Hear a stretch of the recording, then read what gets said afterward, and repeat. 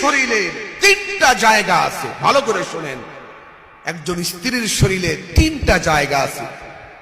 আপনার স্ত্রীর শরীরের তিনটি জায়গা। এই তিনটি জায়গার মধ্যে যদি আপনি চুমা দিতে পারেন, চুম্বন করতে পারেন, তাহলে আপনার ঘরে কোনো দিন অভাব আসবে না। সুবহানাল্লাহ বিহামদি। জীবনে আপনি অভাবে থাকবেন না। যদি অল্প টাকা কামাই করেন, কিন্তু আপনার ঘরে অভাব কি জিনিস আপনি দেখবেন না। সব সময় ঘরে শান্তি আর শান্তি।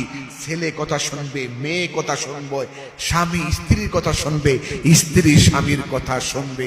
কোন স্বামী যদি স্ত্রীর শরীরের তিনটা জায়গায় চুমা দিতে পারে, তাহলে ওই ঘরে আল্লাহ পাক রহমত বরকত দিয়ে পরিপূর্ণ করে দিবে। কখনো অভাব ওই ঘরে আসবে না। একটা কাঁচা মরিচের জন্য কারো কাছে যাওয়া লাগবে না। সুবহানাল্লাহি ওয়া বিহামদিহি। স্বামী এবং স্ত্রী আল্লাহ পাক বানালেন কোন মিস্ত্রি? যেই মিস্ত্রি বানালেন ওই মিস্ত্রির নাম হলো আল্লাহ। স্বামী আর স্ত্রীর মধ্যে কি মহাব্বত, ভালোবাসা! যেই স্ত্রীর শরীরের তিনটা জায়গায় স্বামী চুমা দিতে পারলে সংসারে কখনো অভাব আসবে না, কোনোদিন দুঃখ কষ্ট আসবে না। সর্ব অবস্থায় সুখ আর সুখ, শান্তি আর শান্তি থাকবে। নবী পাক সাল্লাল্লাহু আলাইহি ওয়াসাল্লাম তিনি বলেছেন, স্বামী আর স্ত্রী একই বিছানায় ঘুমাবে, মাঝখানে কোনো ফাঁক রাখবে না। সুবহানাল্লাহি বিহামদিহি।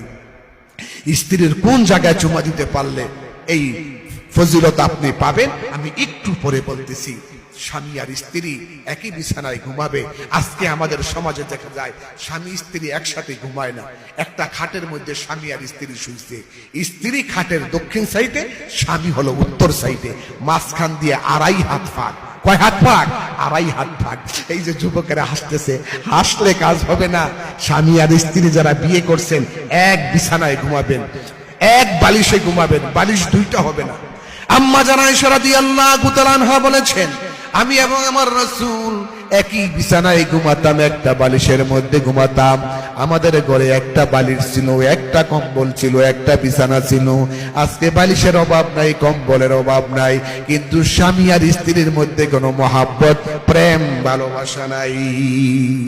সুবহানাল্লাহ বিহামদিহি। নবীজি সাল্লাল্লাহু আলাইহি সাল্লাম বলেছে একই বিছানায় ঘুমাইবা।